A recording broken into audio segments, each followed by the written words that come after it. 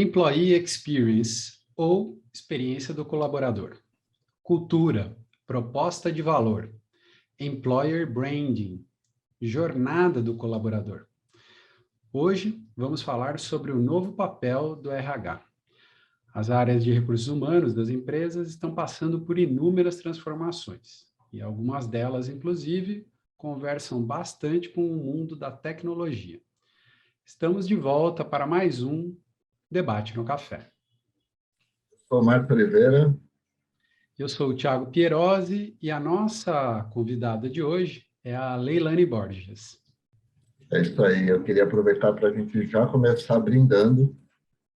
Para esse tema a gente vai precisar de um pouquinho de café ou outra bebida também, fique à vontade. A gente já faz um primeiro brinde todos aqui. Seja bem-vinda, Leilane, ao Debate no Café. Tomamos o café? Bem-vinda. Opa!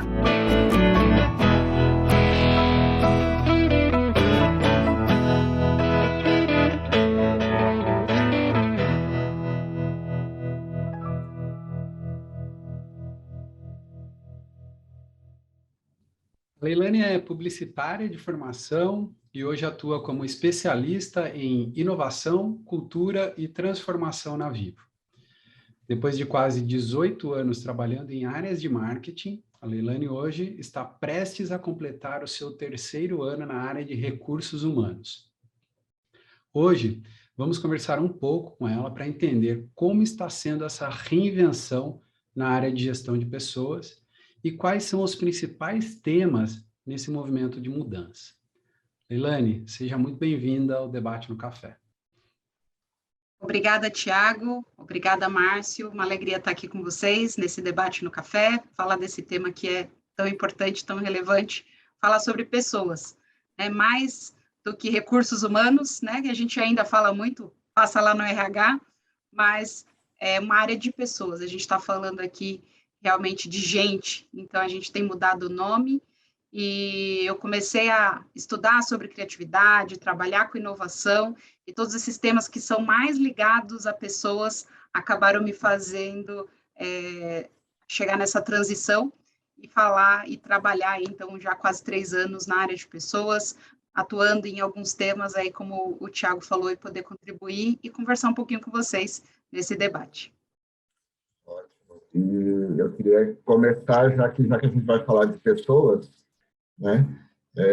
E é sempre fácil, né, falar de pessoas, não é, mas a gente sempre brinca, né, aqui, e a gente fala muito de experiência do cliente. Aliás, episódios 2 e 9, a gente trata deste tema, se você quiser ir lá no YouTube e assistir, mas funcionário também é pessoa, e ele também tem experiências dentro da empresa, né, o que a gente falou aqui de employee experience.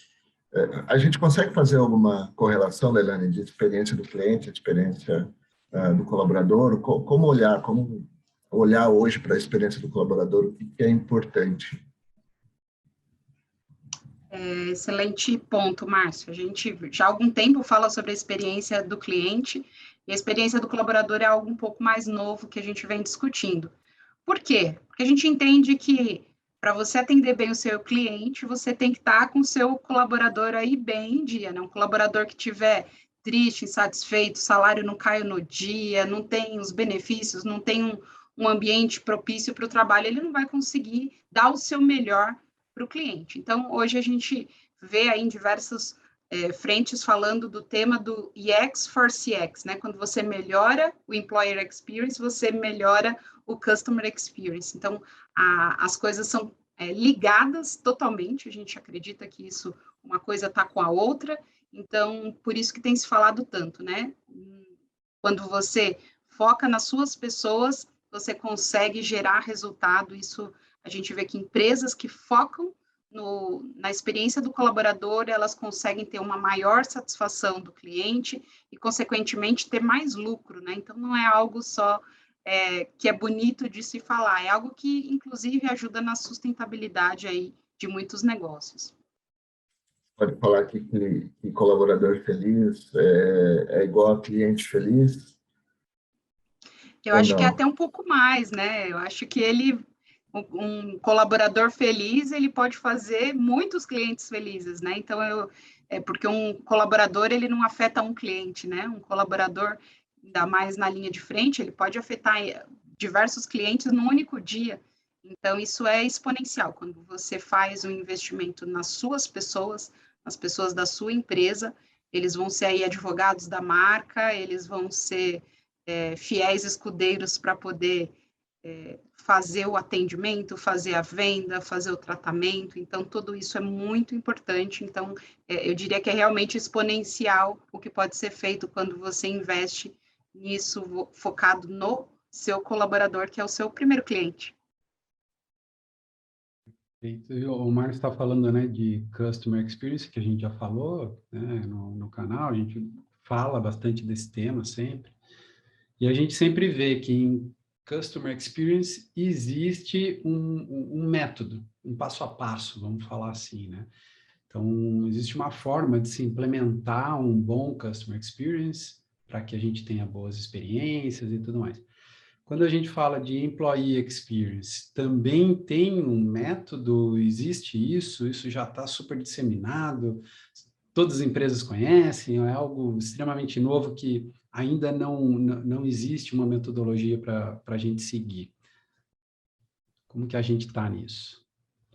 É algo novo, acho que talvez não seja tão sedimentado, né, como na parte da experiência do cliente, mas algumas coisas se assemelham, né, e acredito que talvez se inspirem também. Então, a gente fala muito de ouvir o colaborador, né, de entender quais são essas necessidades e de analisar toda a jornada do colaborador, né? É muito importante a gente entender o processo da jornada, que ele começa mesmo antes de entrar numa empresa, então, como ele olha aquela marca empregadora, como ele é abordado numa descrição de vaga ou por um recrutador, todo esse processo né, antes dele entrar na empresa, ele é muito importante. Então, existe esse processo antes de chegar, existe um processo de você olhar o onboard, né, a chegada desse cliente, desse colaborador cliente, né, é muito importante. Então, como que é o primeiro contato dele, como é feita a recepção,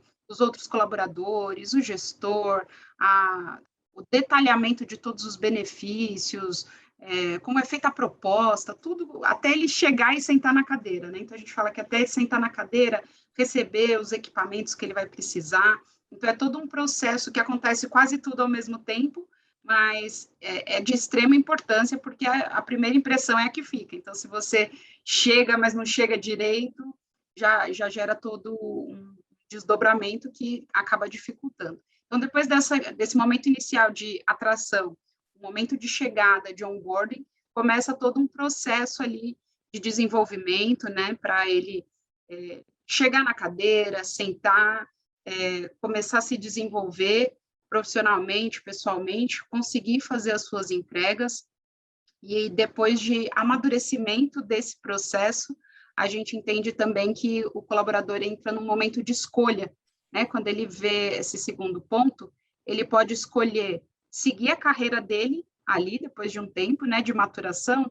As pessoas, em geral, querem sempre um novo desafio, querem seguir para um próximo passo, e o colaborador, ele sempre vai escolher, o meu próximo desafio é aqui dentro ou é em outra empresa, né? Então, esse é um momento de escolha super importante, e se ele faz esse movimento interno, a gente entende que ele passa por toda a jornada novamente, fazendo o onboarding numa nova vaga, numa nova cadeira, numa cadeira superior à que ele tinha, ele vai ter o desenvolvimento, vai ter todo o aprendizado, e senão ele vai deixar, pode fazer essa escolha para fora, e a gente também tem uma preocupação muito grande nesse processo da jornada do colaborador para que ele saia e continue sendo um cliente, né?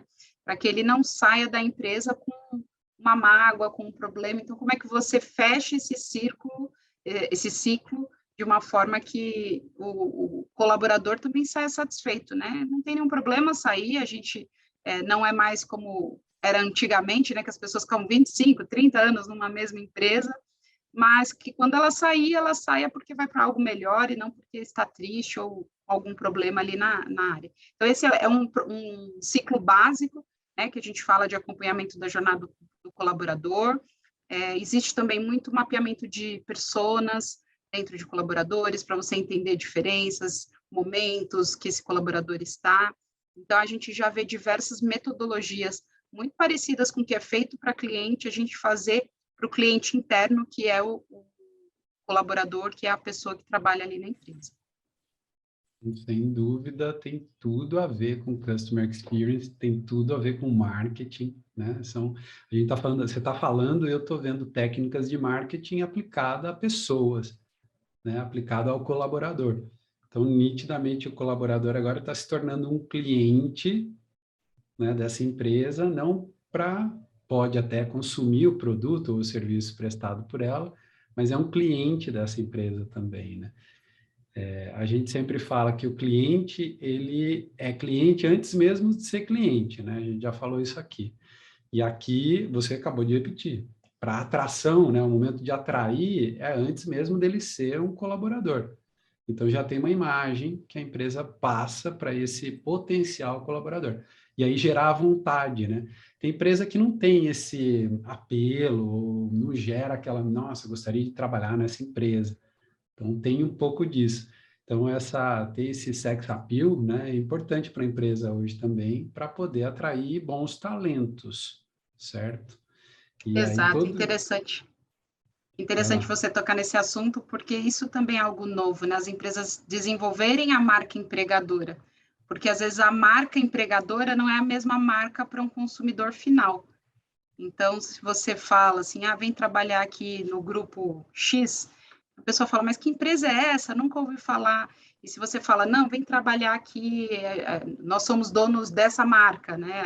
Você vai trabalhar para essa marca. É totalmente diferente, você consegue, às vezes, atrair muito mais talentos, se você deixar claro para qual marca ele vai estar trabalhando, do que simplesmente para um grupo, para uma holding, né? Antigamente a gente falava muito isso, e hoje em dia, o que tem sido, o que a gente vê de movimento é de diversas empresas que vêm colocando a marca mesmo de linha de frente para atrair esse colaborador, porque ele é atraído por uma boa marca, por uma marca relevante no mercado. Não sei, mas existem alguns prêmios, né, no mercado que são usados como selo, né? Great Place to Work, a gente sabe que é um dos principais. Não sei se existem outros, mas é uma tendência muito forte das empresas terem esses selos de boas empregadoras, né? Existe algum outro além do Great Place to Work? Ou como é o trabalho hoje em dia para atração desses, eu ia falar clientes, né? Dessas pessoas. Isso.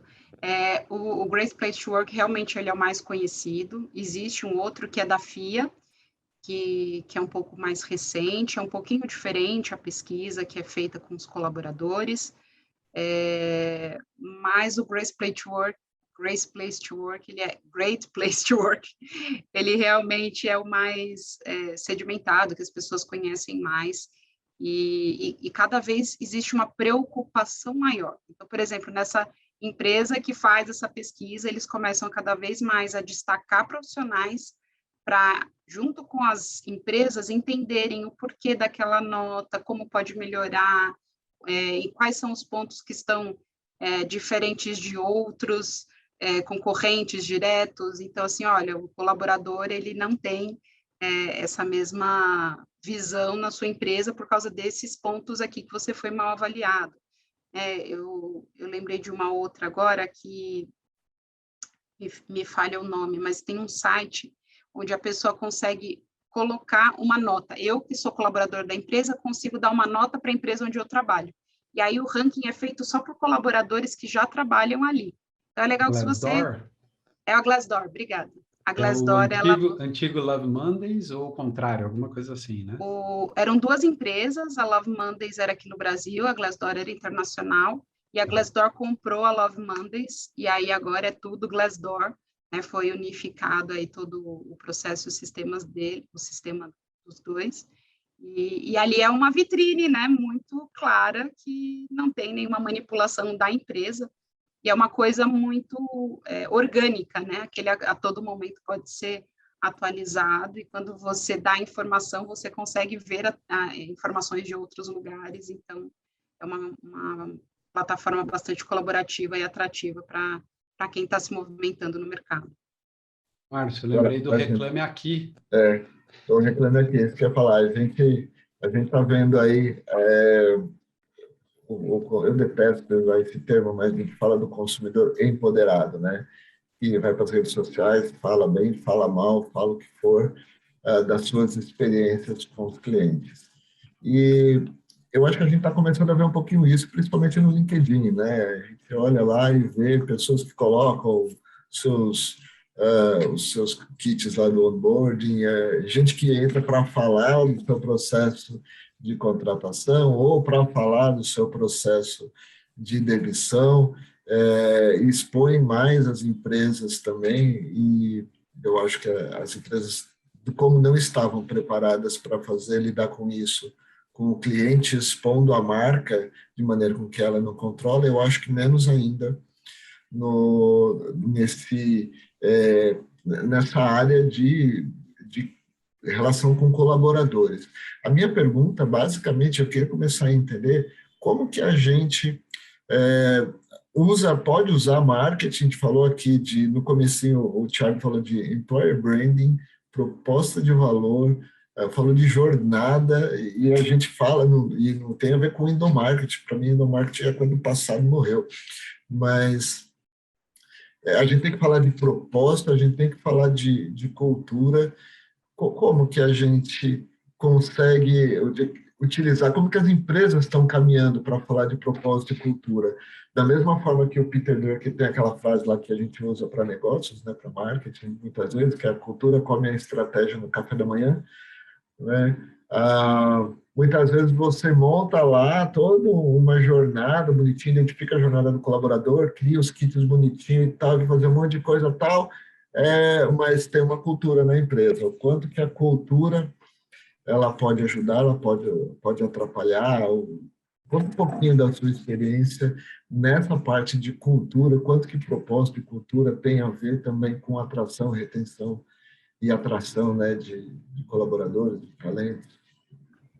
Com certeza. Bom, quando eu cheguei no RH, um dos meus primeiros desafios foi trabalhar com proposta de marca empregadora, né? A gente chama de EVP, é o Employee Value Proposition, e é um assunto tão novo que a gente foi fazer benchmark com diversas empresas, grandes empresas, e não tinha um conceito fechado, né? A gente acabou criando aqui, pega um pouco dali, pega um pouco de lá, vai olhar o que tem já de literatura sobre isso, e a gente vê que existe uma hierarquia, né? Então, hoje em dia, não se fala muito de missão, visão e valores, né? A gente entende que isso fica bonito num quadro, mas ele é pouco tangível e pouco executável.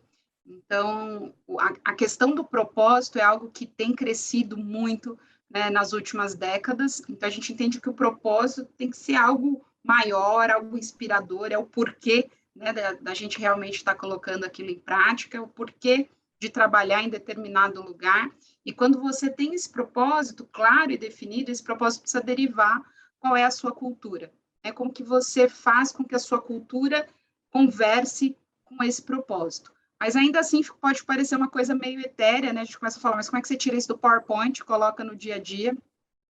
A minha experiência, o que a gente tem trabalhado, tentamos de diversas formas também com tentativas e erros, acertos, aprendizado com os erros, para poder chegar num caminho que agora vem se mostrando aí vencedor, né? Ainda está no começo, um processo de mudança cultural, um processo aí que leva, às vezes, no mínimo 1 ano e meio, 2, 3 anos para você chegar em realmente alguma mudança tangível, mas a gente partiu de um processo de co-construção com altíssima liderança, então com vice-presidentes discutindo assim quais são os nortes culturais que a gente quer atingir, né? Onde a gente quer estar daqui determinado tempo, para onde a gente tem que levar a organização, para onde a gente tem que olhar. Então, a gente definiu aqui todo um processo de norteadores culturais baseados na cultura que a gente quer ter.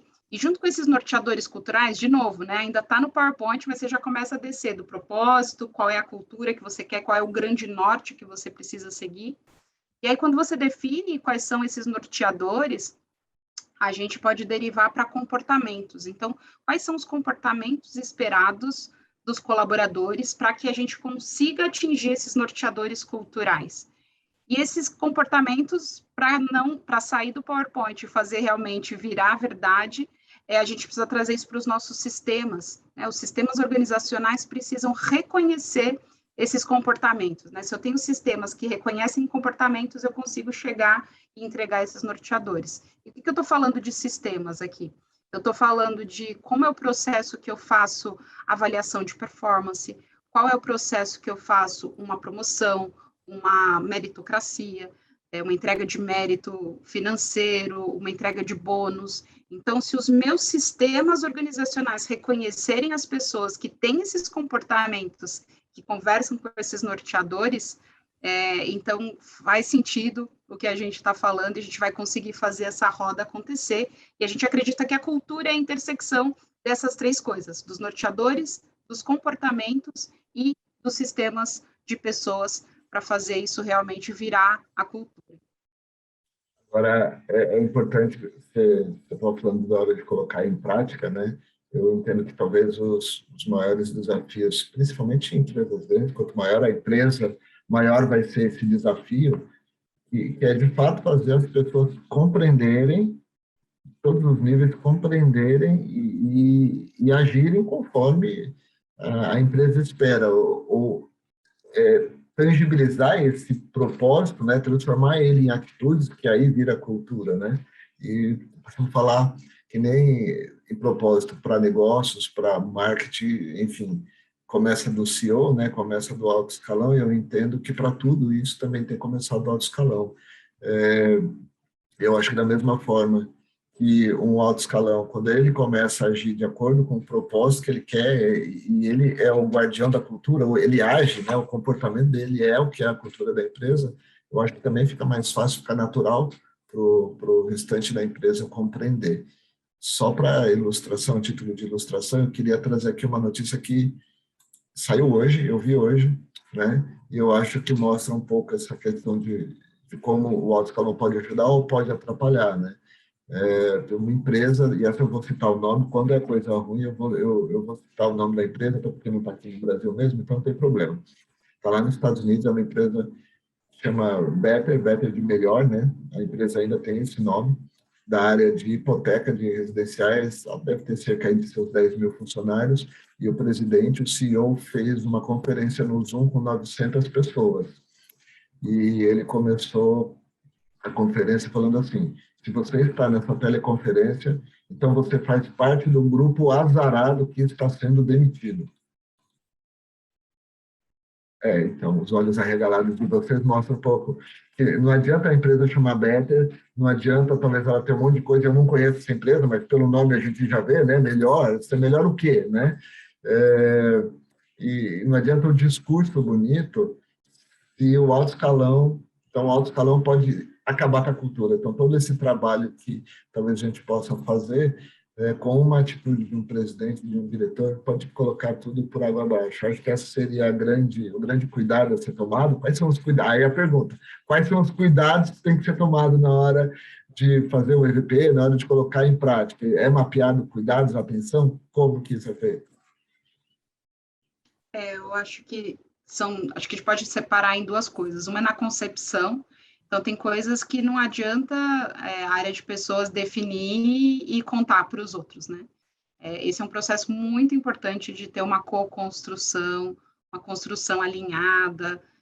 Hoje mesmo eu participei de uma reunião falando sobre mudanças que a gente está fazendo em avaliação de performance, e a pessoa falou assim: mas como é a cultura que a gente quer, o que a gente vai fazer? Eu falei assim: olha, eu posso te falar tudo que eu acredito, mas não adianta falar, eu como especialista de cultura, falar o que eu acredito. A gente vai ter que conversar de novo com alto escalão, porque se a gente aqui vem e corta esse processo porque a gente não acha que é um processo viável, ou porque é um processo que não conversa com a nossa cultura, e se a altíssima liderança, se toda a gestão está acostumada a ter esta informação, este processo, não adianta simplesmente omiti-la.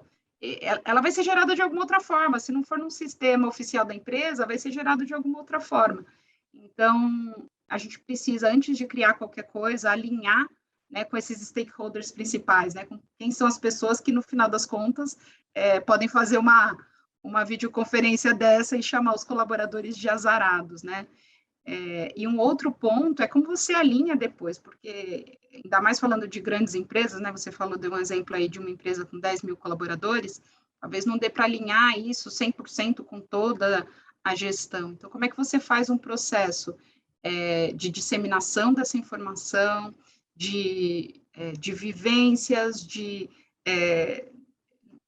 normalmente a gente falava reciclagem no marketing, né? Ainda não usamos essa palavra aqui na área de pessoas, mas muito nessa linha, né? Como é que você torna sempre vivo ali alguns princípios básicos, e aí, de novo, né? Você está definindo esses comportamentos, esses valores, e você vai ter que reconhecer. Então, uma pessoa que vá fazer um furo desse, né? De falar com o colaborador de uma forma assim, ele vai ter que ser, de alguma forma, não digo penalizado, mas a empresa deveria se retratar, a empresa pedir desculpas. Então, da mesma forma que não dá para garantir 100% o que acontece com os clientes, dependendo também da empresa, não dá para garantir toda a comunicação que chega até o colaborador. E da mesma forma, ela pode se retratar, ela pode pedir desculpa, é muito mais bonito ser transparente e garantir essa fluidez e mudar a rota. Não, a gente entendeu isso, mas a gente vai mudar daqui para frente.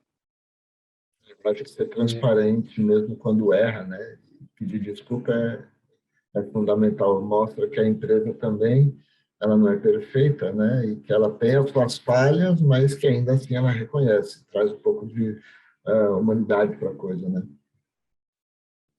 Eu estou ouvindo, mas me vem à cabeça também que existem empresas que querem uma cultura assim, né? A gente pode, obviamente, Sim. discordar disso, ir no Glassdoor, ler e falar, não é o tipo da empresa que eu quero trabalhar. Mas eu acho que tem gente que faz isso de forma deliberada, né? Eu Tem a fico intenção. perguntando, essa empresa que eu falei agora, que saiu na mídia, né? Bom, saiu aqui no Brasil, imagina nos Estados Unidos, o que deve ter saído, né? O quanto será que ela está atraindo ou está repelindo pessoas, né? Quantas pessoas talentos vão olhar aqui e falar, eu não quero trabalhar nessa empresa. Então, um Exato. problema que se Leila, cria num ato talvez é, impensado, né? e eu estava te ouvindo um pouco antes, você falando, né, de a meritocracia, as formas de medir, os sistemas. Isso me fez lembrar muito de marketing digital, os KPIs, os OKRs que a gente tem em marketing digital, growth hacking, as técnicas de growth hacking. Eu estou fazendo paralelo com o marketing a toda hora, né? E a sensação é realmente que a gente está indo para uma área de pessoas, mas cada vez mais apostando em sistemas para medir essas pessoas. Eu recentemente estava assistindo o Amazon Career Day, né, que é um evento que a Amazon faz, para falar de carreira na Amazon e fora também. Né? E um dos palestrantes comentou que hoje em dia 80% dos currículos que são aplicados, né, por aí são lidos por uma inteligência artificial. Então, a primeira dica dele era, olha, faça seu currículo num padrão que a máquina vai saber ler. Também vi a GUP, né, que é forte aqui no Brasil para fazer recrutamento e seleção, dizendo que ter esse tipo de processo sistematizado vai ajudar a padronizar e vai ajudar a agilizar o processo de contratação. No teu ponto de vista, Leilane, tudo isso, essa metrificação das pessoas, né, para poder medir e falar, olha, você tem esse mérito, então você, né, merece ser promovido, receber um aumento. Existe um limite para isso, né? Até onde a gente pode ir usando ferramentas para fazer essa medição de pessoas. Eu fico muito na dúvida, assim, eu queria ouvir tua opinião. Excelente ponto, Tiago. E só comentando o que você falou aí dos OKRs, eu estou numa área de pessoas onde a gente trabalha com OKRs, foco no KR o dia todo para chegar. Então, é muito inspirado realmente na área de marketing, a gente está cada vez mais trazendo pessoas dessas áreas, né? Eu fui para lá e a gente tem diversas pessoas que trabalham que fizeram esse movimento, porque realmente é totalmente baseado, inspirado naquilo que a gente já conhece há tantos anos dentro do marketing tradicional.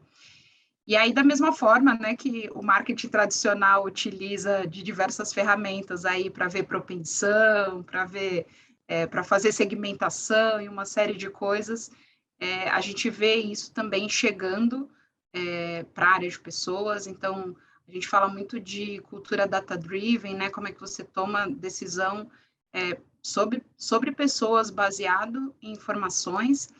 Tem coisas que são boas, mas tem algumas coisas aí, como você falou, que são realmente complicadas. O que eu vejo atualmente é que isso tem sido muito utilizado para vagas que não têm uma grande necessidade de especialidade, né, especificação. Então, se eu tenho ali, a gente, por exemplo, fala de vagas de volume, né, se são para pessoas que você não tem uma necessidade de uma formação específica, ou até mesmo de uma formação muito requisitada, você acaba recebendo um volume, você tem um volume de vagas muito grande, e você recebe uma quantidade de currículos muito grande. Então, como é que você faz esse matching, né? Então, tem algumas coisas que vêm sendo trabalhadas, a gente se preocupa muito com a questão do robô, né? O que ele aprendeu para poder selecionar isso da forma que faz mais sentido.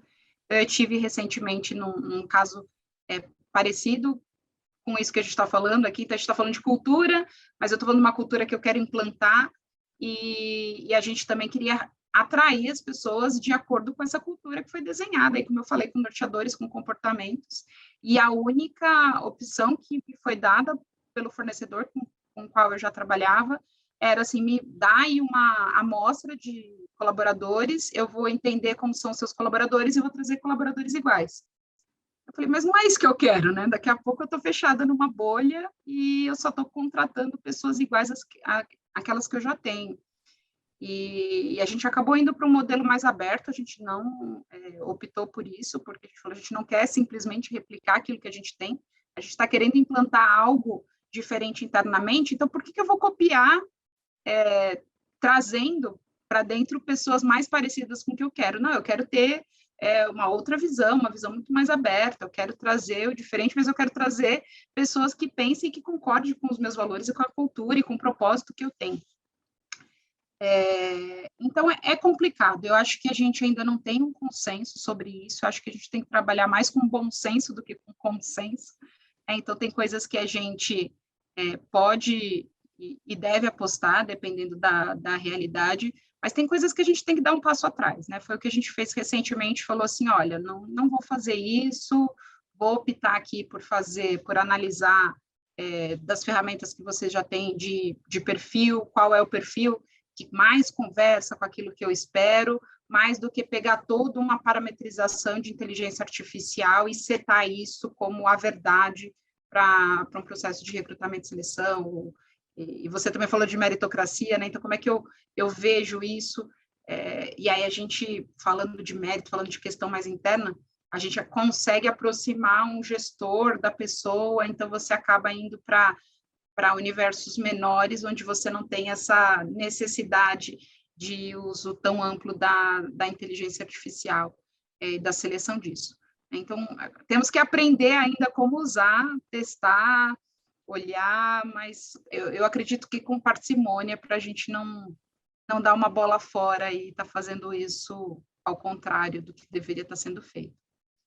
A tecnologia, ela tem seu papel, mas ela não pode ter o fim em si mesmo, né? Da mesma forma que no marketing a gente tem muito problema com isso, de automatizar demais algumas coisas, que talvez não devesse ser automatizado, né? Não deveria ser automatizado naquele momento, e isso pode escalar algum processo, pode dar volume em algumas coisas, mas não necessariamente traz o resultado mais adequado. Eu acho que quando a gente fala aqui de seleção, eu particularmente, ouvindo você falar, eu fico com... Se eu tivesse mais do que 2 pés, eu teria todos eles para trás, entendeu? Porque eu acho que é complicado quando a gente fala de querer implantar uma cultura e querer automatizar algum processo de seleção, porque eu não automatizo a cultura que eu ainda estou criando, né? O exemplo que você deu fez todo o sentido. Mas mesmo em uma empresa que talvez já tenha uma cultura mais clara, já tenha um processo mais claro, eu acho muito difícil é, conseguir automatizar processos de seleção. Eu acho perigoso, na verdade, talvez caia no que você colocou, e talvez a gente vai trazer mais do mesmo, né? Sempre não vai conseguir repensar e esse ciclo pode ser demorado para corrigir, porque se você coloca um monte de gente que talvez não é o que você quer, você vai fazer o quê depois com essas pessoas? É fácil trabalhar com elas? Não? Ou você vai ter que fazer uma teleconferência e mandar um monte de gente embora ao mesmo tempo, entendeu? É complicado, eu acho que tem que tomar muito cuidado com quem vende a solução tecnológica como se fosse uma bolachinha do pacote, fórmula mágica, põe aí que vai facilitar tudo, facilita processos que podem ser facilitados. Então, eu tenho vagas com menos qualificação e que eu preciso de volume, então, perfeito. Mais do que isso, eu acho realmente difícil. Eu acho que o caminho aí que você desenhou foi bem acertado. Parabéns pela decisão e quem está sendo contratado, selecionado, agradece. Sem dúvida, né? Acho que a gente tem que ter essa preocupação, porque afinal é a área de pessoas, né? Aí você joga tudo para a máquina, fica aquela coisa meio que não faz muito sentido. Acho que é um caminho natural, né? Mas eu queria mudar um pouquinho de assunto, eu queria trazer um tema. O Márcio comenta muitas vezes aqui, né? O cliente quer ir embora, deixa ir embora. Né, Márcio? Essa é uma fala Você do já não Márcio. conseguiu, você vai fazer o quê? Vai oferecer para ele algo que ele vai falar, mas por que você não ofereceu isso antes? Que interesseiro, agora eu vou. Não, é melhor deixar ele embora e vou reconquistá-lo novamente, da maneira correta. Exato. Exatamente. Eu recentemente passei por uma experiência dessa. O cliente quis ir embora, deixa ele embora, né? Deixa ele Agora embora. tenta correr atrás, porque você provavelmente já fez tudo que pôde. Já que a gente está olhando para o marketing, fazendo um paralelo para a área de pessoas, vendo que é tudo muito parecido. Você falou de propensão, né, Leilani? Na hora eu lembrei, propensão a churn, que é a propensão ao cancelamento do cliente numa empresa de telecomunicações, por exemplo. Não só, né, mas também. Existe, né,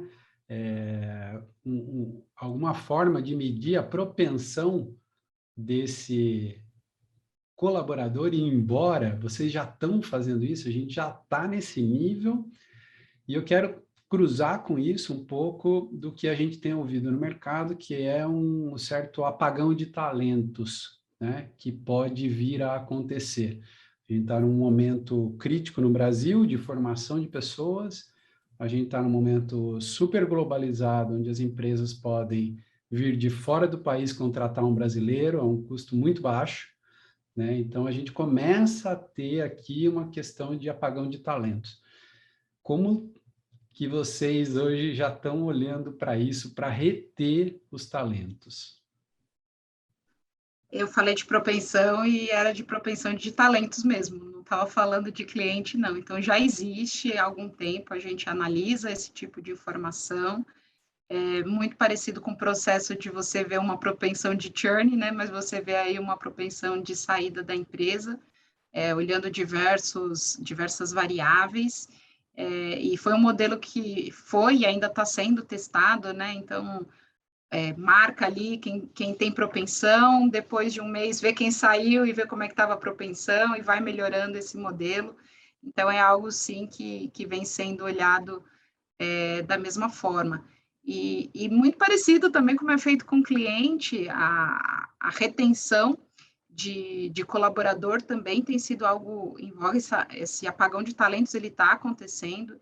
Então, a gente vê, por exemplo, cheguei a acompanhar aqui determinadas áreas com 16% de turnover num único mês, então penso que é isso numa área, né? Se você falar de um churn de 16% é algo desesperador, né? Então, se você pensa numa saída aí de 16% de pessoas de uma mesma área, e isso numa constante, né? Você acaba tendo realmente um impacto no dia a dia de trabalho. Então, esse vem sendo feito ultimamente um trabalho preventivo. Então, como é que você previne para você ter aquele colaborador satisfeito, retido?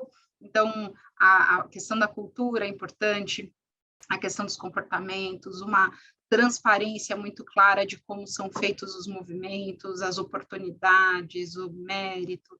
É um conjunto de coisas, né? O que é valor da marca empregadora, como eu falei, isso foi algo que a gente construiu olhando para ouvindo o colaborador, e aí você sabe quais são os grandes drivers da sua marca empregadora. Então, esses são os ganchos que o colaborador usa mentalmente, talvez não conscientemente, mas assim, poxa, eu trabalho nessa empresa porque eu tenho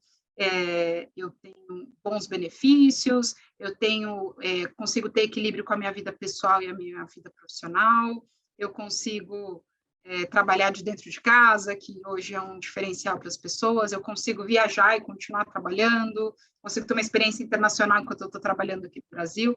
Então, tem uma série de coisas que são valores, que são ali cruciais para o colaborador decidir que ele vai continuar trabalhando naquela empresa todo dia, né? Porque você decide acordar todo dia de manhã e permanecer naquele lugar.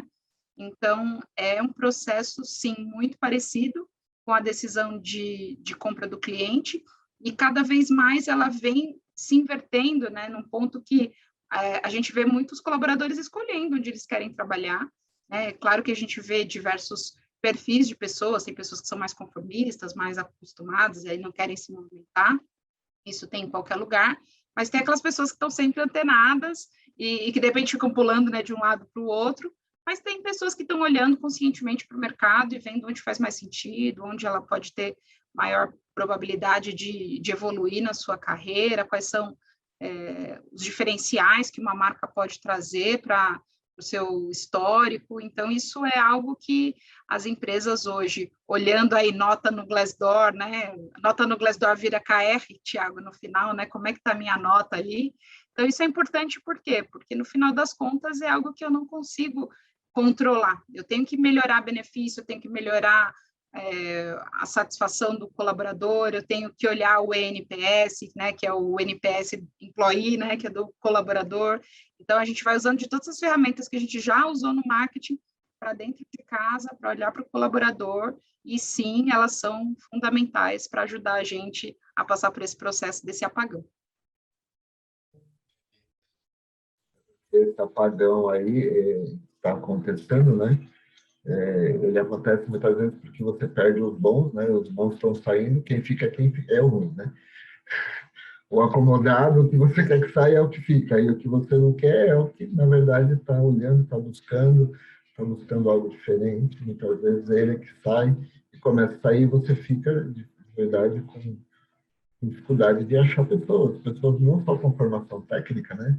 Muitas vezes você conversou aqui com uma pessoa que estava falando do apagão na área de TI, e isso é um fato, e aí, de fato, existe uma demanda muito grande, mais do que tem pessoas preparadas, e agora a gente tem a concorrência do mercado externo pagando dólar, né, com a pessoa trabalhando aqui, mas para outras áreas também pode ter esse apagão, que, na verdade, é porque as pessoas pulam muito, né, é um apagão que pessoas que ficam pulando, que não conseguem se firmar, pelo menos um pouco numa empresa, entra já pensando na próxima, e a empresa não consegue perceber isso também. Com certeza. Como sempre, né? A gente vai, o tempo vai passando, estamos quase aqui já nos finalmente. Márcia, não sei se você tem mais alguma pergunta, senão a gente já pode passar para a Leilane fazer as considerações finais aqui. Senão a gente vai ficar 1h30, 2 falando. Eu queria fazer umas provocações para você para outro debate.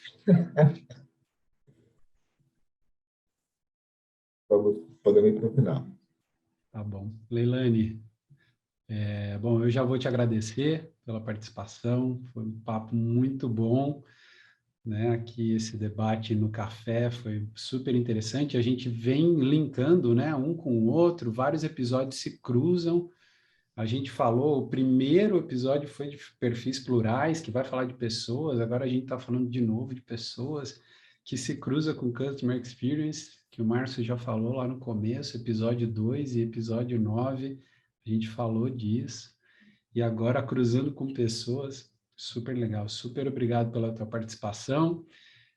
Deixo um espaço aqui para você falar as suas conclusões, recomendar leituras caso queira, blogs, enfim, o que você quiser, fica à vontade, por favor. Perfeito. Obrigada, Tiago, pelo espaço, pela oportunidade de falar desse tema que me encanta. Acho que é um tema que realmente dá para a gente ficar aqui horas falando. Obrigada, Márcio, também. E se você está assistindo isso e de repente está pensando, né, será que eu devia pensar mais nisso? Acho que sim, é algo que é eminente e a gente tem que olhar mais para as nossas pessoas, para quem trabalha com a gente, para onde a gente está indo. Em geral, a gente só para pensar onde a gente está indo dia 1º de janeiro, né? O que eu vou fazer ali no no próximo ano. Mas é muito importante a gente planejar, olhar com calma, deixar isso claro para as pessoas o que é esperado. E tem alguns bons livros que ajudam bastante a fazer isso, às vezes até por conta própria, dependendo do tamanho e da estrutura que você tem. Um livro muito bom chama Walk the Talk, é um livro da Carolyn Taylor, e ela fala muito isso, né? Não adianta você falar um monte de coisa se não for o que você coloca em prática no dia a dia. E ela traz quase que um manual, assim, de como você realmente pode implantar um processo de transformação, de evolução cultural. Ela traz até alguns exemplos de culturas que podem ser adotadas. Então, se você não tem muita clareza de qual é a cultura que você quer adotar, ela traz ali alguns moldes já que podem ser customizados de acordo com o negócio, de acordo com o momento de cada empresa. E uma outra leitura muito boa também fala o livro chama Empatia Assertiva. Ele fala muito de como os líderes hoje eles precisam ser não só desafiar um profissional pessoalmente, desafiar profissionalmente, mas também se preocupar pessoalmente, né? Então, quando você tem o equilíbrio, você não tem nem aquele chefe líder amigão, né? Aquele que te convida para almoçar, que sabe da sua vida, que frequenta a sua casa, mas que não te dá trabalho, né? Já tive um gestor uma vez que falou assim, não queria te dar trabalho, poxa, se você é meu líder e você não me der trabalho, quem vai dar? E também não pode ser aquele chefe que a gente fala que é uma insensibilidade manipulativa, onde ele só quer resultado, ele não está nem aí quem é você, qual que é o seu nome, se você tem filho, se você tem problemas na vida, ele só quer o seu resultado. Então, como é que a gente equilibra essas duas coisas, né? Uma pessoa que desafia para você dar o seu algo mais, para você ir além, para você conseguir se desenvolver, mas ele também se preocupa com você, ele também é uma pessoa humana que se importa, então a empatia assertiva, ela fala dessa combinação dessas duas coisas, é um caso que foi testado no Google, então tem uma boa referência aí de inspiração para a gente colocar em prática. Muito bom, obrigado pelas recomendações. E já que você conversou aqui com o nosso público, também vou pedir, quem está nos assistindo no YouTube até agora, ou está assistindo um recorte, né? Segue a gente, por favor, no YouTube, ativa o sininho, deixa seus comentários, escreve para a gente no nosso e-mail, se você preferir também. Você que está nos ouvindo nas plataformas de podcast também é só nos seguir por aí. A gente também está no LinkedIn, no Instagram e no Twitter, né? Sempre divulgando quando a gente publica novos conteúdos, novos episódios. Então, segue a gente por lá. Leilane, de novo, muito obrigado. Obrigado, Leilane. Obrigado para você que nos acompanhou até agora. E acho que a grande dica que fica nisso aqui é que a empresa trabalhe com intencionalidade para a cultura, para propósito, para olhar para a experiência do seu colaborador. No mínimo, todo mundo vai ficar mais feliz. E eu acho que isso já basta, né? Obrigado, Thiago, também. E a todos aí, até o próximo debate no café.